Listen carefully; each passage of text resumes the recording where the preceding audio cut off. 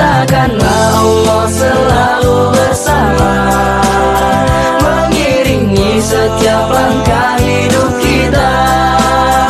Ingatlah selalu akan segala yang diberikan, niscaya Allah beri kasih sayangnya. Salat subuh yang insya Allah senantiasa dirahmati oleh Allah Subhanahu wa Ta'ala. Biqaulina alhamdulillahi rabbil alamin. Marilah sama-sama kita terus untuk bersyukur ya kepada Allah Subhanahu wa Ta'ala, karena pada kesempatan pagi yang sejuk hari ini kita masih dapat untuk membuktikan keimanan dan ketakwaan kita kepada Allah Subhanahu wa Ta'ala, ialah dengan cara menjalankan ibadah salat subuh, baik secara berjamaah di masjid maupun sendiri-sendiri di rumah. Jamaah salat subuh yang dirahmati oleh Allah Subhanahu wa Ta'ala, tak lupa kita juga harus senantiasa untuk bersolawat kepada Nabiullah Muhammadin sallallahu alaihi wasallam ya, semoga kita termasuk dalam umatnya yang mendapatkan syafaat ya, pertolongan di akhirat kelak.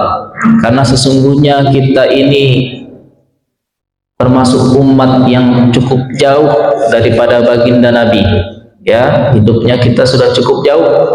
Nah, tapi semoga kita termasuk umat yang kebagian ya, kita termasuk daripada umat yang diakui oleh baginda Nabi sebagai umat Islam. Bapak Ibu sekalian, insya Allah di pertemuan kali ini kita akan membahas satu tema ya, yang mungkin sudah sangat sering kita dengar, ialah rezeki. Nah, rezeki. Hari ini, pagi ini kita nak bahas tentang rezeki ya, kita bahas yang enteng-enteng, yang nikmat-nikmat ya, rezeki. Apa itu rezeki? Nanti kita bahas ya. Tapi sebelum kita bahas tema kita tentang rezeki, nah, yang pertama mungkin di antara kita masih ada yang bekerja dari pagi sampai tengah malam. Ada juga yang kerjanya 8 jam, ada yang 5 jam, ada yang cuma 2 jam, ada yang cuma 5 menit mungkin begawainya. Ada yang bekerjanya di lapangan, di jalanan, panas terik. Nah, ada juga yang bekerjanya di dalam ruangan. Nah, ada juga yang pakai AC kerjanya. Sama Cak Ustadz berarti pegawainya di AC. Nah, ya alhamdulillah ya, kita sholat subuh ini pakai AC dingin. Nah ya, ada juga kita yang lah sudah, mohon maaf lah sudah tua, masih bekerja. Ada yang sudah tua, belum tua nian lah sudah menikmati masa pensiun.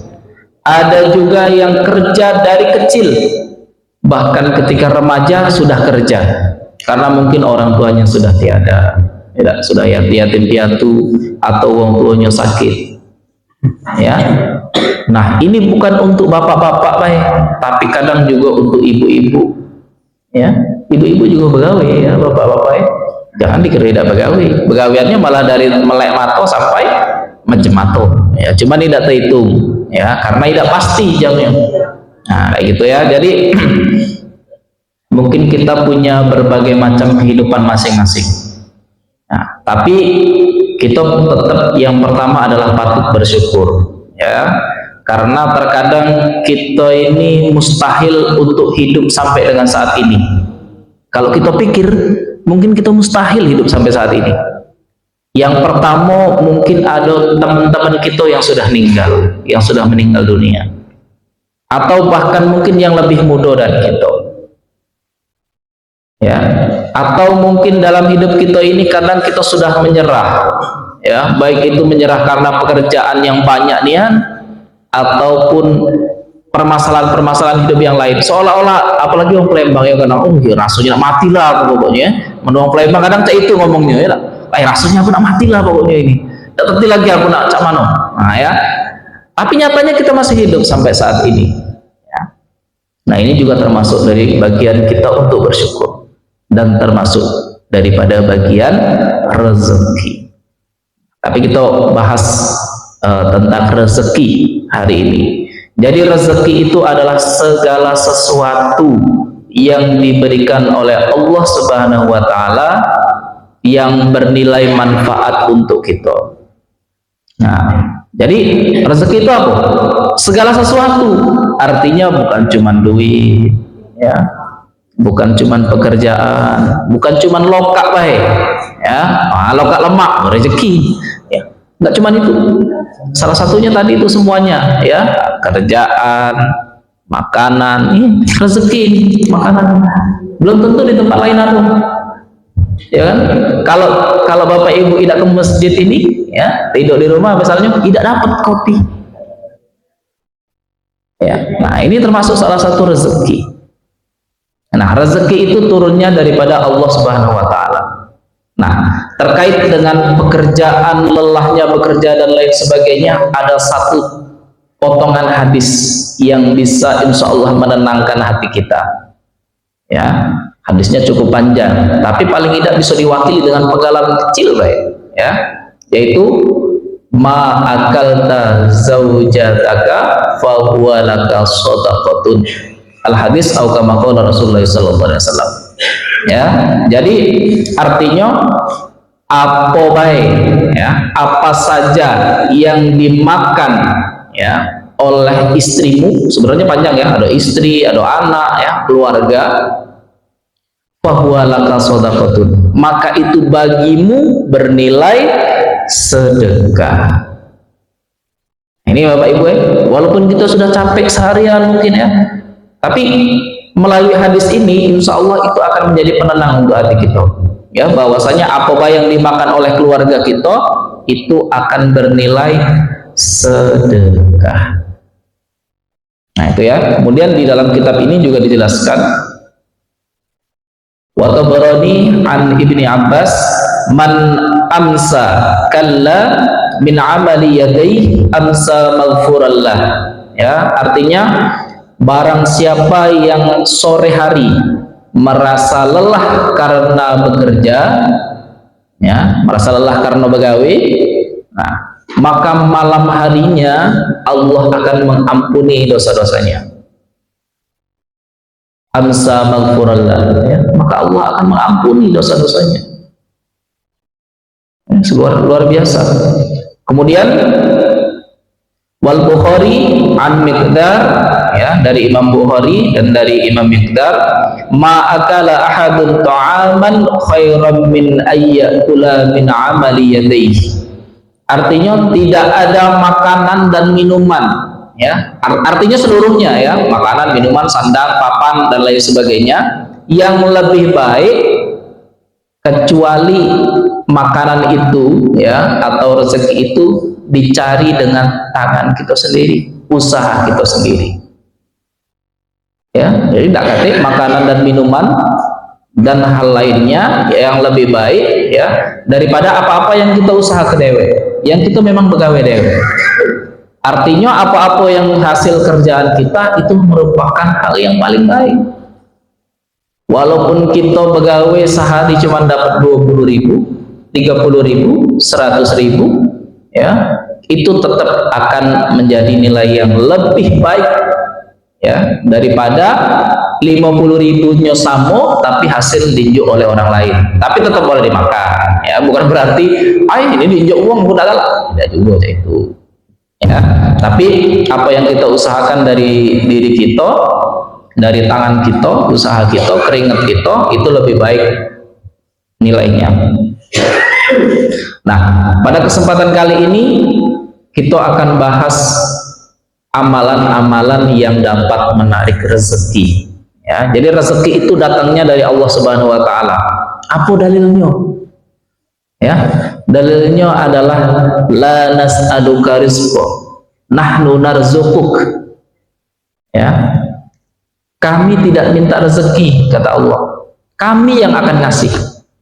Kami yang akan ngasih rezeki. Nah, jadi Allah yang akan memberikan kita rezeki, ya. Dan Allah sudah memberikan itu walaupun kita belum ngerti apa-apa. Ya, di dalam kandungan kan seperti yang dari awal kami sampaikan itu. Itu waktu di dalam perut ibu kita sudah diinjak tangan, sudah diinjak mata kan. Padahal kita tidak ngerti gunanya untuk apa. Nah, ya, tapi Allah Maha tahu, Allah sudah kasih rezeki itu.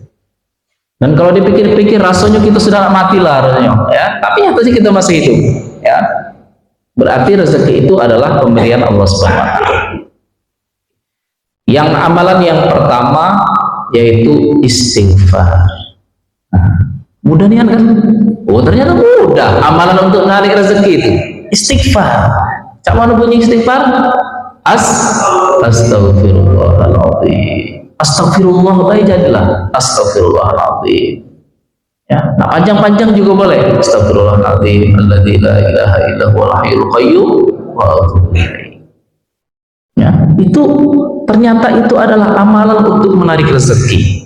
Nah, kenapa kira-kira bisa menarik rezeki? Ya, karena istighfar ini merupakan pengakuan kalau kita tuh tidak bisa ngapa-ngapain. Ya, ya Allah, aku mohon ampun kepadamu ya Allah. Itu pengakuan kalau kita tidak bisa ngapa-ngapain. Ya, kita untuk merendahkan diri.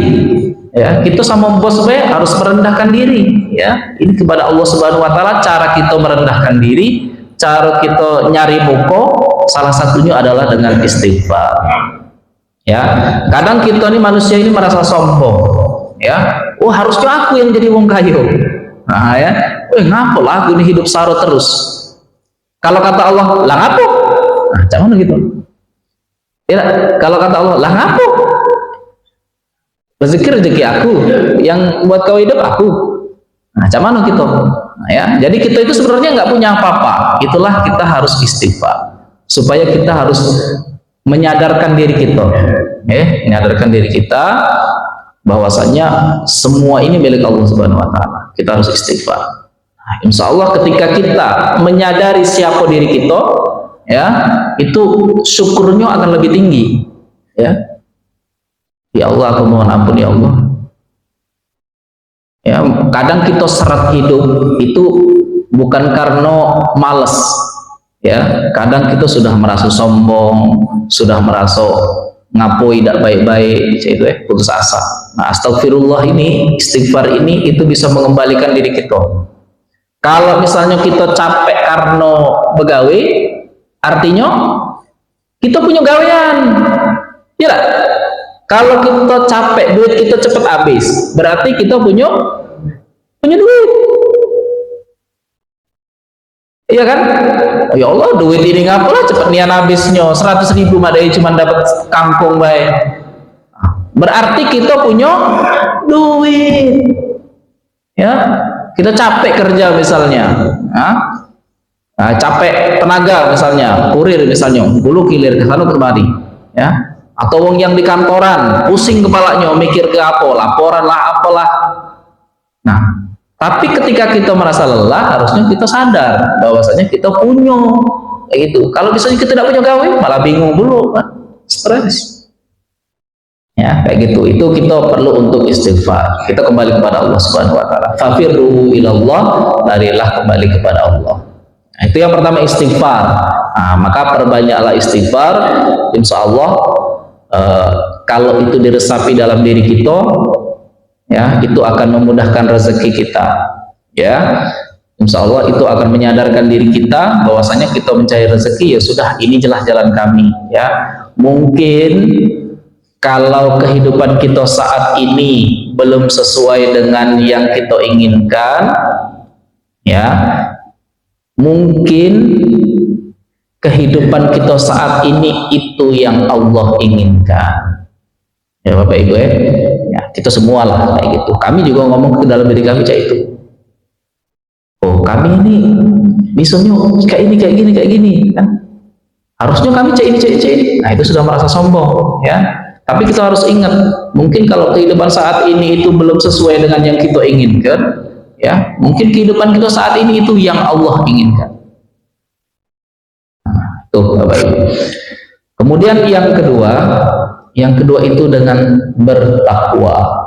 Yang bapak-bapak ini harusnya hafal apa itu takwa. ya, karena setiap Jumat pasti diomongkan sama khotib, ya. Kalau khotib tidak menyampaikan wasiat takwa, batal salat Jumat, ya. Jadi harusnya sudah pasti dengar, ya, ittaqullah, ya, bertakwalah kepada Allah Subhanahu wa taala. Takwa dengan sebenar-benarnya takwa, ya, yaitu menjalankan apa yang diperintahkan oleh Allah dan menjauhi larangannya, ya, itu takwa. Nah, wa may yattaqillaha yaj'al lahu makhraja wa yarzuqhu min haitsu la yahtasib. Ya, barang siapa yang bertakwa kepada Allah Subhanahu wa taala, maka akan dicarikan jalan keluarnya yang paling baik. Ya, wa yarzuqhu min haitsu la yahtasib, dan diberikan rezeki yang tidak disangka-sangka. Ya, insyaallah kalau kita bertakwa, takwa itu apa namanya, bahasa santainya itu patuh, ya. Takwa itu bahasa lemahnya itu patuh baik, cuman, ya, kita harus suruh sholat, ya, kita waktunya hari Jumat, Jumatan, kita bulan Ramadan puasa, kita puasa, ya, sudah nak Idul Fitri zakat dulu, ya, habis itu Lebaran. Nah, sebenarnya kayak gitu Bapak Ibu, ya, itu takwa. Kita tidak boleh makan daging kambing, daging babi, daging anjing, tidak usah dimakan, ya.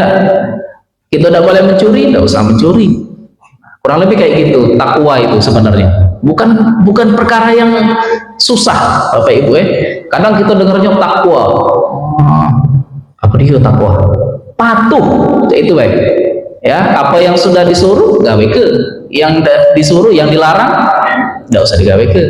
Sudah kayak gitu, harusnya itu mudah, ya. Bagian tersulit, ya, pekerjaan paling sulit, kewajiban paling sulit itu sholat 5 waktu, karena itu tidak boleh ditinggal.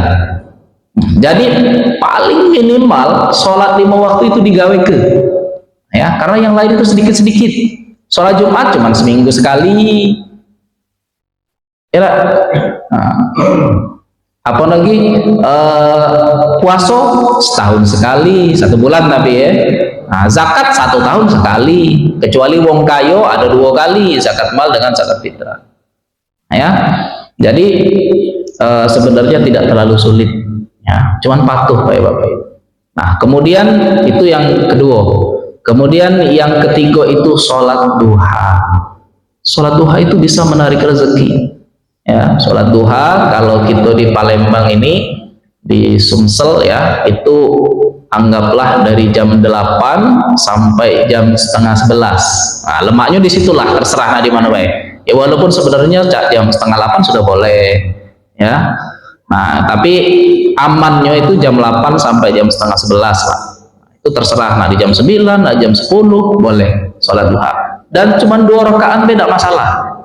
Kalau nak 4 boleh juga, ya.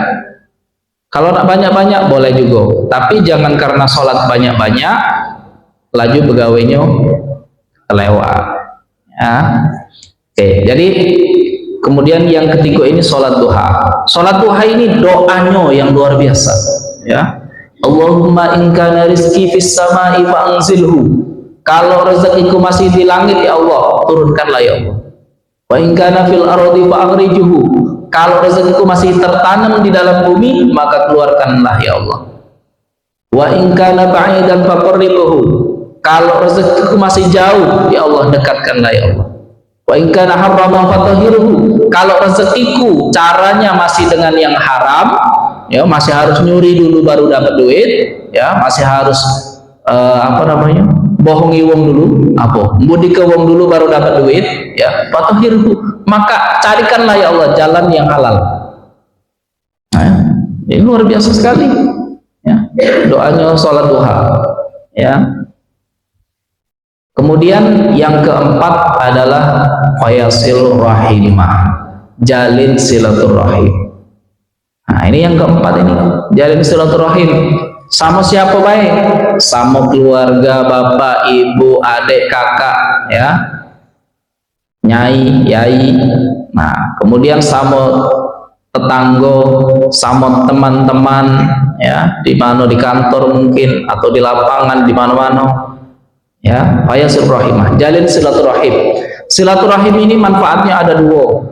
Yang pertama itu memanjangkan umur, ya, umur kita jadi panjang kalau silaturahim, karena itu akan mengurangi stres kita. Ngobrol dengan uang, nah, ngobrol dengan uang, ngobrol dengan kakak, dengan adik, dengan anak, ngobrol, ya, itu bisa memanjangkan umur. Kemudian menarik rezeki, ya, siapa tuh ada lokanya, ya, nah, kita ngobrol dengan gue ada lokak ada lur, gitu ya. Nah, itu manfaat daripada menjalin silaturahim. Dan silaturahim ini bisa untuk memperlancar urusan, ya, mempermudah rezeki tadi itu. Contohnya misalnya kita lagi buntu, memang itu buntu tuh lah, tidak punya duit atau apalah. Nah, karena kita sudah sering ngobrol dengan keluarga, kakak, adik, bibi, paman mungkin, ya. Nah, mungkin kita akan lebih mudah untuk minta bantu. Mang, tolonglah Mang, aku nih lagi saro ini, belum tentu gaji bulan ini, ya kan? Boleh tidak minjem dulu, agak keluar kami balik ke. Nah, coba kalau bapak ibu tidak pernah ngomong, tidak pernah sanjo, WA tidak pernah, tiba-tiba pinjam dulu 100. Nah, cak mana kira-kira? Cak mana bapak ibu, perasaan bapak ibu sebagai yang minjem dan yang dipinjam? Nah, cak mana?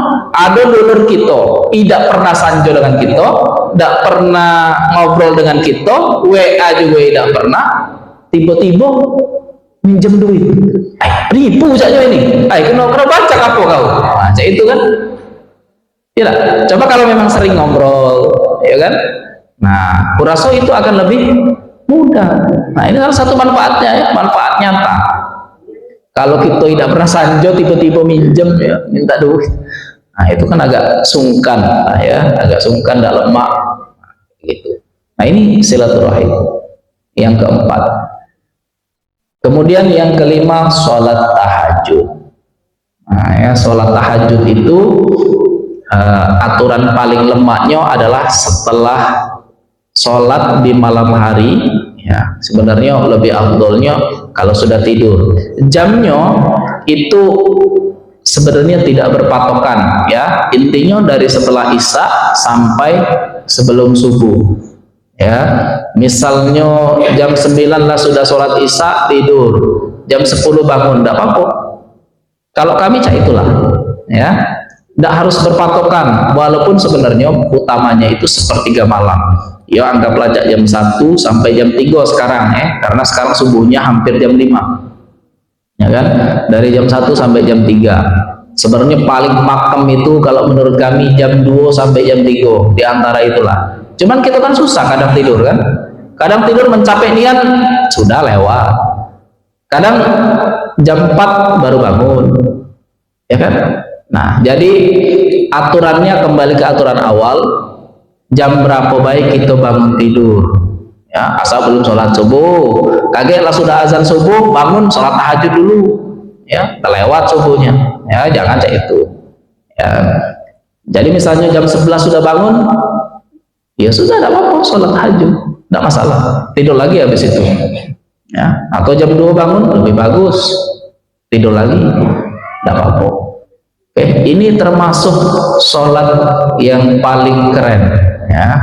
Ngapa kami sebut paling keren? Karena Allah itu turun langsung, ya, di sepertiga malam itu Allah akan turun langsung untuk mendengar dan mencarikan solusi untuk hamba-hambanya yang berdoa di malam hari, ya. Jadi mungkin urutannya kalau sholat wajib itu ada 5, ya. Nah, sholat yang nomor 6 itu sholat tahajud. Saking mulianya sholat tahajud, ya. Tapi kami tidak melebih-lebihkan, ya, karena memang Allah itu dalam sepertiga malam itu turun langsung mendengarkan doa-doanya, doa-doa hamba-hambanya, ya. Nah, lakukan paling, yo, kalau tidak bisa setiap hari, seminggu sekali atau sebulan sekali, atau minimal dilakukan. Misalnya kita lagi saronian, tidak apa-apa, ya, karena Allah itu bukan seperti manusia, ya. Kita jangan samakan Allah dengan manusia yang caknya Allah mana bisa ngabul ke kalau kami selama ini tidak pernah. Pasti tetap, ya pasti tetap akan didengarkan. Walaupun selama ini kita tidak pernah. Nah, Bapak Ibu, tidak usah ragu-ragu. Walaupun selama ini kita tidak pernah sedekah, ya kalau sedekah itu tetap akan dicatat kebaikan kita. Walaupun selama ini kita tidak pernah tahajud, sekali ini kita lagi buntu nian lah, langsung nak mati lah menuju Palembang itu, kita baru sholat, tidak apa-apa. Bahkan Fir'aun, ya, kurasa kami sudah, Bapak Ibu sudah pernah mendengar, ya, itu sudah hampir bertaubat, ya, lah sudah seumur hidupnya, nauzubillah kelakuannya, ya, sudah nak mati, itu sudah nak mengakui Allah Subhanahu Wa Taala. Ya, nah itu baik Allah sudah akan menerima itu, ya Allah akan menerima kalau misalnya jadi nian. Nah ya, nah apalagi kita, ya kan? Nah kita insya Allah kan masih kemarin masih sholat, mungkin ada yang 2 kali, mungkin baru ada yang 3, atau yang sudah 4, hampir 4,5 misalnya, tapi tidak jadi. Nah, ya. Jadi tetap insya Allah, ya.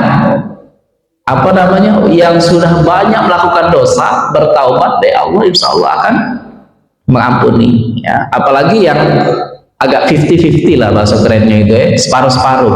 Ya sholatnya oke, tapi kadang masih selengean misalnya, ya. Atau mungkin sholat tapi masih ya sajungkit jadilah, ya. Apa sholat nunggu nak selesai nian, nama ini hari masih lemak, tidur dulu, masih dingin tidaknya hari, kaget dulu. Nah ya, insya Allah tetap akan diterima oleh Allah Subhanahu Wa Taala. Nah itu sholat tahajud. Kemudian yang keenam itu bersyukur. Ini enak juga ini, bersyukur. Bersyukur itu cak mano? Bersyukur itu bisa dengan mulut, di dalam hati, dan juga dengan perbuatan. Ya, bersyukur bisa mengucap alhamdulillah. Cuman cak itu baik ucapannya. Alhamdulillah, segala puji bagi Allah. Alhamdulillahirabbil alamin. Alhamdulillah, dapat kopi, dapat roti dulu, jadilah pagi ini. Ya, alhamdulillah. Nah, ya. Terus kalau misalnya bisa dalam perbuatan, yo ini ngenjok kopi termasuk bersyukur, apa namanya, melalui perbuatan, ya. Oh ya, aduh di rumah ini banyak misalnya, buatlah, ya itu juga bersyukur. Nah, bersyukur ini itu juga salah satu untuk menarik rezeki, ya. Wa in ta'adzana rabbukum la in syakartum la azidannakum wa la in kafartum inna adzabi lasyadid. Ya, intinya kalau kita bersyukur insya Allah akan ditambah oleh Allah Subhanahu Wa Taala. Kalau kita kufur, tidak galak bersyukur, itu akan diazab oleh Allah Subhanahu Wa Taala. Nah ya, aturannya kayak gitulah, ya, karena itu di dalam Al-Quran. Contoh kita mungkin sudah sering dengar juga, aturannya kayak gitulah. Jadi intinya kalau syukur itu akan Allah tambah, ya. Jadi mungkin kita lihat ada wong kayo, oh dia semakin kaya terus, nah ngapo ini, ya mungkin dia memang bersyukur, ya. Karena kalau bersyukur itu bisa ditambah terus, jadi tidak usah pusing-pusing, ya, tidak usah pusing-pusing. Insya Allah kalau kita bersyukur dengan yang kita miliki, itu Allah akan tambah. Nah kemudian yang ketujuh, nah ini oncaknya. Kenapa kami bisa bilang oncak? Karena dalilnya juga oncak, yaitu adalah bersedekah. Nah, jadi bersedekah, temanya itu berbagi untuk bertambah. Nah ya, amalan yang paling keren untuk mencari rezeki itu bersedekah. Nah, karena kita berpikir kan, kalau sedekah kan ngeluar kan, ya, misalnya roti ini, nah, harusnya di rumah ada 2, kita sedekah ke siko, ngurangi kan. Nah tetapi dalam sebuah hadis qudsi, ya, hadis qudsi itu hadis yang diriwayatkan atau disampaikan oleh Nabi, tetapi sumber informasinya langsung dari Allah Subhanahu Wa Taala. Ya, hadis qudsi. Ya. Ya bani Adam anfik unfik alaika. Al hadis atau kama qala Rasulullah sallallahu alaihi wasallam. Ya bani Adam anfik, wahai anak cucu Adam, wahai hambaku, anfik, sedekahlah, berinfaklah, unfik alaika, maka aku akan berinfak, akan bersedekah kepadamu. Jelas ya? Jadi perintahnya adalah suruh bersedekah. Nah, kemudian Allah akan bersedekah sama kita. Ya, pasti akan balas. Dan mungkin di dalam kehidupan kita, mungkin kita juga pernah untuk merasakan itu. Ya, kadang kita niat ngejo makanan atau bersedekah 5.000, kadang langsung balik. Nah, aku ngeluarkan 5.000, tiba-tiba sore hari dapat 10.000. Ya, mungkin kita pernah dalam kehidupan sehari-hari ini merasakan itu, ya.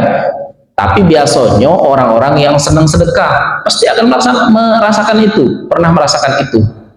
Ya, kadang ada yang 100% langsung dibalas oleh Allah Subhanahu wa taala. Ya, nikmati baik hal itu.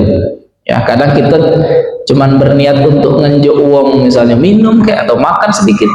Nah, ya, atau duit sedikit, tapi tiba-tiba kita dapat rezeki yang lebih banyak daripada yang kita kasih itu, langsung dibalas kontan. Ya, jadi intinya barang siapa yang bersedekah, ya pasti Allah juga akan bersedekah sama orang itu. Nah, ini merupakan 7 amalan untuk menarik rezeki. Ya, kita nih hidup tetap harus mencari rezeki. Ya, karena salah satu syarat ibadah, ya, itu rata-rata membutuhkan rezeki. Ya, kita sholat nih nak pakai baju bersih, nak pakai baju bersih itu harus dicuci, nyuci itu banyak urusannya, ya, panjang, butuh sabun, butuh mesin misalnya, butuh ngosoki, butuh banyu dan lain sebagainya. Nah, kita harus semangat untuk mencari rezeki, ya. Walaupun kita sudah tua, mungkin Bapak Ibu, kita pasti tetap harus kesana kemari, tidak masalah. Ya, tidak masalah. Atau kita masih muda, kita sudah harus nyari rezeki, ya tidak masalah juga. Insya Allah itu termasuk dalam keberkahan yang Allah berikan untuk hidup kita. Tidak masalah, ya, tidak masalah. Insya Allah Allah Subhanahu wa taala membukakan pintu rezeki untuk kita semuanya, dan dari jalan yang halal dan baik. Ya, itu yang paling penting, ya, dapat rezeki dari cara yang halal dan baik. Nah, sama cak pagi ini dapat kopi, dapat roti, ya, itu kan insya Allah dengan cara yang baik. Ya, kita habis sholat subuh, itu lagi dengar kajian, ya, itu dapat rezeki. Nah, jalan yang baik, ya Bapak Ibu. Nah, jadi Bapak Ibu itu termasuk 7 amalan untuk mencari rezeki. Yang pertama yaitu istighfar, yang kedua itu dengan takwa, ya, bertakwa. Kemudian yang ketiga dengan sholat duha, yang keempat dengan silaturahim, yang kelima dengan sholat tahajud, yang keenam dengan bersyukur, yang ketujuh dengan bersedekah. Nah, itu ada 7 cara. Cara yang lain banyak. Nah, dari 7 cara itu boleh dipilih. Kalau bisa 7-7-nya dilakukan, wah, luar biasa. Kalau misalnya bisa 3 ikok, jadilah. Bisa sikok bae, jadilah. Kalau Bapak Ibu pengen cuman sikok bae, boleh dah Ustadz yang mana? Kami berharap yang nomor 2, yaitu dengan jalan ketakwaan. Dengan jalan, ya Bapak Ibu, ya. Ini kita jalannya untuk memudahkan kita cari rezeki, kita bertakwa. Ya, artinya kita sholat-sholat, ya, Jumatan, apa namanya, suruh puasa, ya, kita ada duit sedekah, ya. Nah, itu jalan itu paling tidak yang kita tempuh. Kalau memang kita belum bisa untuk sedekah, ya udah apa-apa. Tidak. Kalau misalnya kita belum bisa sholat tahajud, misalnya, oh Ustaz kami udah capek nih ya Ustaz, tidak pernah lagi terbangun malam. Bangun Ustaz, nah azan subuh, ya itu juga tidak pula masalah. Ya. Tapi kalau besok itu lebih bagus. Sholat duha, Ustaz kami sudah narik Ustaz jam segitu tuh, lagi gacor-gacornya misalnya, ya lagi banyak-banyaknya misalnya. Nah, ya, jadi paling tidak dari 7 hal itu, misalnya kita ingat ya, oh katanya sholat duha nih bisa narik rezeki, nah kebetulan ini lagi agak senggang dikit, nah laku ke tidak, paling tidak kita tahu oh ternyata ada dan amalan ini bisa dilakukan ya. Nah itu kita bisa melakukannya dari 7 hal itu Bapak Ibu ya. Pilih salah satu boleh, salah bener 3 bagus ya, tidak salah-salahan kalau banyak. Oke, jadi demikian Bapak Ibu ya, amalan-amalan untuk kita supaya Allah memudahkan rezeki kepada kita ya. Wa'mur ahlaka bis-shalati wastabir 'alaiha la nas'aluka rizqa nahnu narzuquk. Nah itu panjangnya Bapak Ibu ya. Wa'mur ahlaka bis-shalati wastabir 'alaiha, suruhlah, perintahkanlah keluargamu untuk melaksanakan sholat dan bersabarlah, istiqomahlah dalam melaksanakan itu ya. La nas'aluka rizqa, kami tidak minta rezeki ya, nahnu narzuquk, kami yang akan memberikan rezeki. Itu perintah Allah Subhanahu wa taala dalam Al-Qur'an. Oke. Mungkin kita lanjut kalau misalnya ada hal yang mau perlu ditanyakan.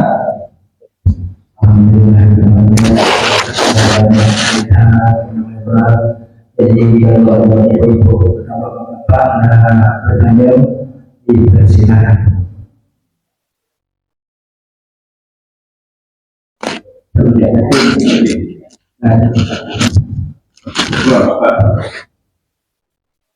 Assalamualaikum warahmatullahi wabarakatuh. Waalaikumsalam. Mengawali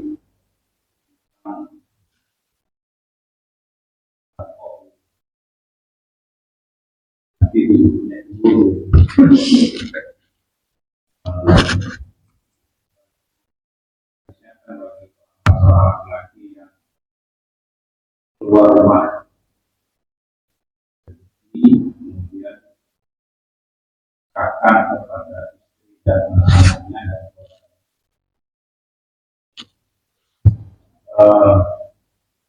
Bagaimana kalian perempuan? Ya. Kalau ini mohon maaf, di Thailand itu kan rata-rata wanita yang mencari nafkah.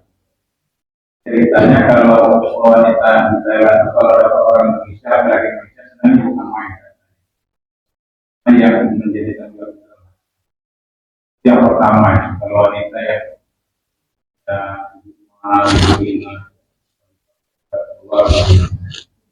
tidak nafkah juga. Yang pertama, yang kedua, sedangkan kita terkadang buat terminologi istilah itu menjadikan kita seolah ragu. Contoh, ya. Jadi misalnya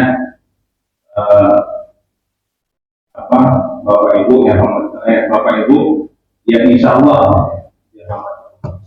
terkesan ada keraguan, padahal kita ini kan selalu dirahmati Allah. Tanpa rahmat Allah kita tidak bisa ada di sini. Tanpa cinta Allah, sayang Allah kepada kita. Ada sebuah terminologi, ada sebuah keraguan. Jadi barangkali secara saja hal itu barangkali kita manfaatkan saja Bapak Ibu yang dirahmati Allah. Tidak ada keraguan di situ. Saya terima kasih. Assalamualaikum. Waalaikumsalam warahmatullahi wabarakatuh. Baik, syukur. Namanya siapa Pak? Namanya siapa? sejauh Siap. Oke, alhamdulillah. Bapak Ibu ya. Ya, memang benar ya tadi. Memang kadang kalau berkaitan dengan rezeki itu seolah-olah kiblatnya adalah bapak-bapak ya, bapak-bapak. Tapi memang dalil di dalam baik di dalam Al-Qur'an maupun di dalam hadis itu biasanya merupakan dalil umum ya, yang kadang maknanya itu bahkan lebih luas ya, lebih holistik, lebih luas daripada dalil yang sifatnya khusus ya. Jadi kadang Allah Subhanahu wa taala ya itu menyampaikan satu kalimat ya, tetapi kalimat itu sebenarnya bisa untuk macam-macam ya. Contohnya itu bersyukur ya. Bersyukur itu kan seolah-olah ketika kita mendapatkan rahmat, ketika kita mendapatkan nikmat ya. Tetapi kadang dalam kondisi tertentu, misalnya kita lagi sakit, itu kadang juga kita tetap harus bersyukur. Nah ya, nah kemudian tadi mencari rezeki ya, hadisnya itu ma'akalta zaujataka fahuwa laka shadaqatun ya, artinya adalah apa saja yang dimakan. Ma'akalta zaujataka itu artinya istri ya, apa saja yang dimakan oleh istrimu fahuwa laka shadaqatun, maka itu berarti sedekah ya. Tetapi dalam hal ini yang dimaksudkan adalah bukan pasti seorang laki-laki yang bekerja untuk menafkahi istri, bukan seperti itu saja maksudnya, tetapi ini juga termasuk untuk siapa saja.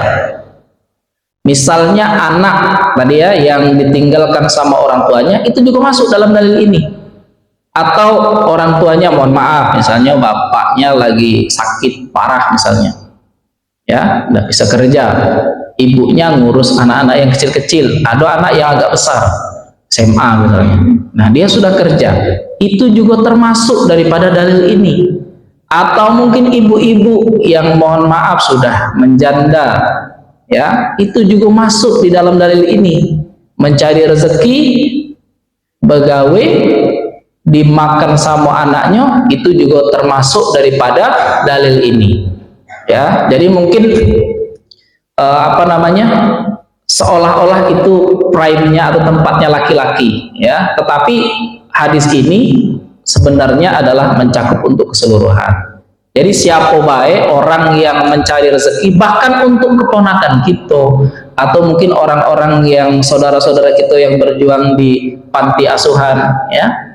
Jadi apa baik yang digawe ke ya, hasil kita begawe, kita nafkah ke untuk siapa baik ya. Nah itu termasuk dalam kategori hadis ini, yaitu tetap bernilai sedekah. Jadi ibu-ibu juga sama, itu juga apapun yang dikerjakan oleh bapak ibu, ibu-ibu ya, itu juga insya Allah akan bernilai sedekah. Nyuapi anak, masak ya, itu juga akan bernilai sedekah ya. Apa saja yang kita lakukan untuk keluarga kita ya, nah itu insya Allah akan bernilai sedekah. Nah menurut hadis ini itu nilainya itu sama seperti kita sedekah kepada orang lain ya. Nah jadi ibu-ibu kami rasa tidak perlu lagi misalnya untuk ini untuk bapak-bapak baik ya, tidak, karena memang kehidupan di dunia ini ya, baik itu budaya maupun keadaan terkadang itu berbeda-beda ya. Terkadang ada di suatu tempat yang mungkin perempuannya yang kerja. Kalau TKW ya, TKW itu kan wanita semua. Nah ya, itu juga termasuk insya Allah dalam hadis ini, tetap akan mendapatkan nilai yang sama ya. Jadi nilainya insya Allah akan tetap sama Bapak Ibu ya, walaupun mungkin dalilnya tidak secara khusus menyebutkan perempuan atau laki-laki.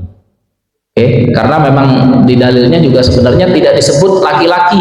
Jadi artinya adalah siapa baik yang bersedekah, yang bekerja mencari nafkah untuk keluarga, insya Allah akan bernilai sedekah Ya, nah kami ini menyebutkan insya Allah, Pak, ya. Sebenarnya dalam diri kami juga tetap yakin pasti, insya Allah kami yakin juga, ya, karena Allah Subhanahu Wa Taala itu sifatnya pasti, ya, sifatnya pasti. Jadi makanya kan tidak masuk akal kalau misalnya kita sedekah, tapi untuk bertambah, ya. Tapi itu matematikanya Allah, artinya pasti, ya. Kalau kita sedekah, insya Allah akan dibalas oleh Allah Subhanahu Wa Taala. Nah, kami menyebutkan kata insya Allah ini, ya, sebenarnya ini dari guru kami, ya, dari guru kami ketika di pesantren. Setiap segala sesuatu itu, ya, itu tergadai oleh keputusan Allah Subhanahu Wa Taala, ya, Bapak Ibu. Segala sesuatu itu tergadai oleh keputusan Allah Subhanahu Wa Taala. Nah, makanya kami sebutkan insya Allah, ya, tergadai. Tergadai itu artinya walaupun kita sudah A, ya, semuanya itu tetap akan ada di keputusan Allah Subhanahu Wa Taala.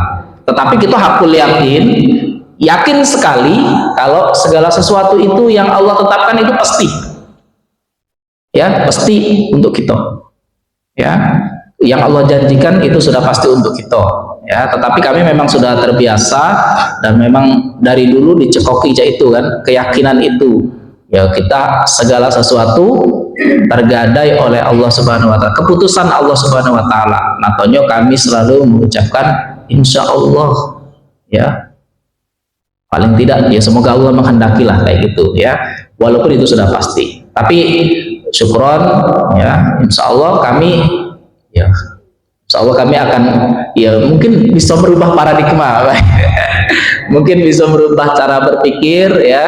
Tapi insya Allah berarti sama-sama kan, tidak ada yang salah, insya Allah tidak ada yang salah. Berarti yang mau menyebutkan insya Allah itu boleh, apalagi kalau kita berjanji, ya, misalnya kan tergadai kan keputusan kita.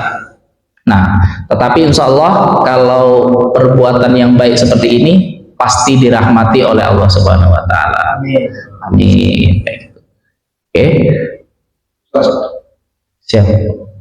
Boleh. Terkait dengan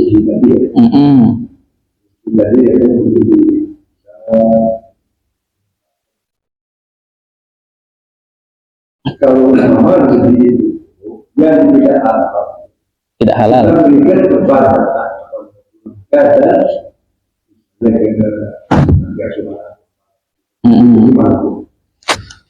Oke, siap. Jadi dalam itu masuknya ke dalam fikih, ya, baik. Dari dalam hukum fikih, kalau di dalam Islam itu tidak boleh bercampur antara kebaikan dengan keburukan. Simpelnya kayak gitulah intinya. Kalau nak dijelasin kayak ribet malahan pusing kan. Tidak boleh bercampur antara yang halal dengan yang batil atau yang halal dengan yang haram. Tidak boleh bercampur. Misalnya kita nak sedekah, kita tidak punya duit, ambil dulu lah, kayak sedekah, ecak-ecaknya, tidak bisa.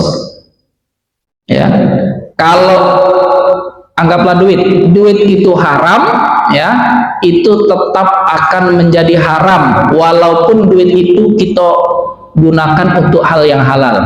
Tapi, nah itu ada tapinya. Tapi bagi si penerima tidak menjadikan hal itu haram kecuali dia tahu. Misalnya, mohon maaf, misalnya ya, karena biar lemah kan. Misalnya roti ini, ya, hasil nyuri misalnya, ya, hasil nyuri misalnya. Nah, disedekah ke masjid ini, kami makan. Nah, ya, insya Allah yang berdosa itu yang nyuri. Ya, kita tidak kebagian. Tapi kalau kita tahu, nah itu yang disebutkan oleh peradilan itu biasanya penadah, ya, penadah apa itu, ya, orang yang menerima itu, ya.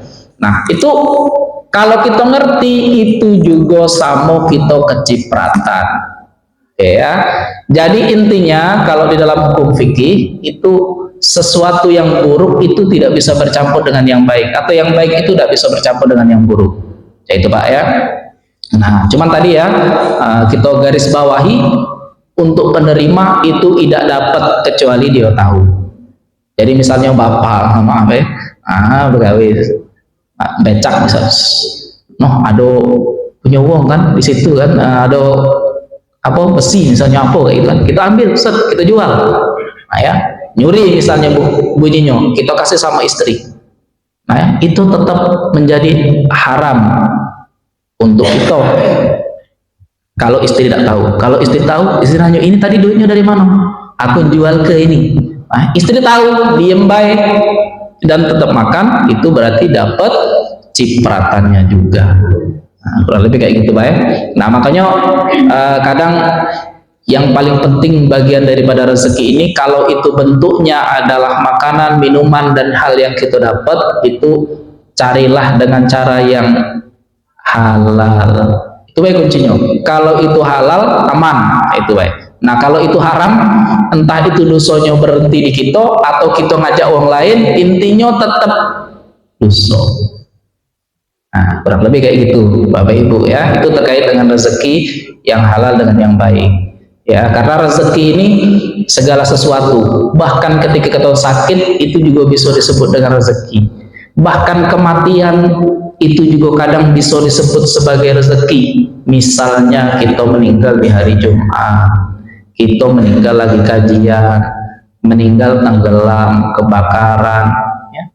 Lagi ngaji seperti ini luar biasa, atau lagi sholat, itu berarti termasuk rezeki, ya, rezeki bagi si mayit, orang yang meninggal, ya, rezeki. Oke, jadi jangan kita batasi rezeki itu dari hal-hal yang enak-enak baik. Ya, kadang beberapa hal itu juga rezeki untuk kita, walaupun itu terlihat seperti buruk. Ya, jadi kita sakit. Kadang mungkin kita nak pergi begawi, tiba-tiba sakit perut, aduh sakit perut ini, nak bising tuh lah, 10 menit sekali. Nah ya, mungkin itu rezeki untuk kita, karena mungkin kalau kita pergi, tumburan lah, apalah, kayak gitu ya. Kadang kita termasuk rezeki, ya. Nah, itu babnya nanti adalah husnuzon. Babnya husnuzon, berbaik sangka. Ya, terutama adalah husnuzon minallah, berbuat sangka, berbaik sangka kepada Allah Subhanahu wa taala. Sudah cukup atau ada lagi? Oke, siap. Baik, Bapak Ibu ya. Nah, ini belajar ya, satu ilmu lagi lah kurang lebihnya. Jadi ketika kita dalam suatu perkumpulan, ya, nah kita melakukan dosa dengan ngobrol yang tidak penting ataupun yang jelek atau bohong dan lain sebagainya, nah ini bisa diampuni oleh Allah. Nah, itu ada zikirnya atau doanya, yaitu yang biasa kita sebut dengan doa kafaratul majelis. Doa kafaratul majelis itu tidak untuk ngaji, bahaya Bapak Ibu. Bapak Ibu misalnya habis arisan, tidak harus juga ibu langsung bilang, oh ibu ayo kita doa dulu. Tidak harus itu juga, paling tidak untuk diri kita, ya. Nah, itu insya Allah ketika kita berdiri, itu apa-apa yang kita ucapkan itu akan diampuni oleh Allah Subhanahu wa taala. Nah, ya, ada dalam kitab ini, dalam bab zikir, salah satunya itu. Jadi doa kafaratul majelis ya, itu bisa untuk menggugurkan dosa-dosa kita dari majelis atau perkumpulan. Artinya majelis itu ya, perkumpulan yang mungkin sia-sia atau mungkin kita bersalah di situ, ya. Oke. Mari kita tutup Bapak Ibu pertemuan kita dengan doa kafaratul masjid. A'udzubillahi minasyaitonirrajim. Bismillahirrahmanirrahim. Allahumma shalli ala sayyidina Muhammad wa ala ali sayyidina Muhammad. Subhanakallahumma wa bihamdika asyhadu an la ilaha illa anta astaghfiruka wa atubu ilaik. Wa sallallahu ala sayyidina Muhammadin nabiyil ummi wa ala alihi washabbihi wa barik wasallam. Walhamdulillahi rabbil alamin. Taqabbalallahu minna wa minkum. Wassalamualaikum warahmatullahi wabarakatuh. Katakanlah Allah selalu bersama, mengiringi setiap